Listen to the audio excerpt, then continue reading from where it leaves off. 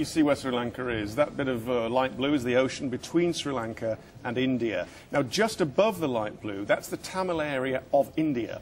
In the 18th century, the British, who colonized what was then Ceylon, brought down tens of thousands of Tamils from India into the top right-hand corner of the island, settled them there for the tea plantations, and they then grew as a population, whereas 75% of the rest of the island is more or less Sinhalese and Buddhist, whereas the Tamils speak Tamil and are Hindus. If you go in a bit closer, so the army had this massive offensive after 30 years of fighting up to that corner.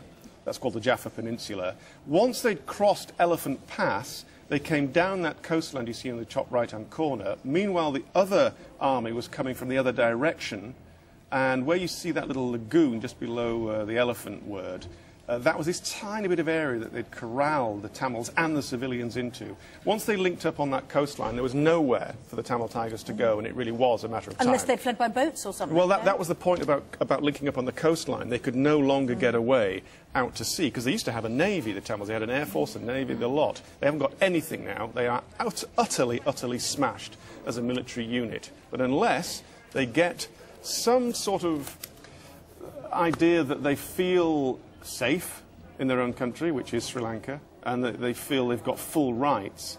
Because in the past 30 years, for example in 1956, after independence, which was in 48, the Sri Lankan government enacted a law that Sinhalese was the only official language. So about 15% of the country said, hang on a minute, what about our language? Why isn't that also? Now, this is the scale of the violence and destruction. There's been massive fighting. There was no way the Sri Lankan army was going to stop, despite international pleas, at the end of a 30-year battle. It simply wasn't going to happen. The Tamils claim the government has been shelling indiscriminately into civilian areas. The Sri Lankan government utterly, absolutely, categorically denies that and says that anyway, the Tamils have been shelling themselves for propaganda purposes and that the Tamil Tigers wouldn't let civilians go. But what will happen across the week? We're going to see a massive humanitarian catastrophe unfold before our eyes. It's already happening, it's just that the media has not been allowed to see it.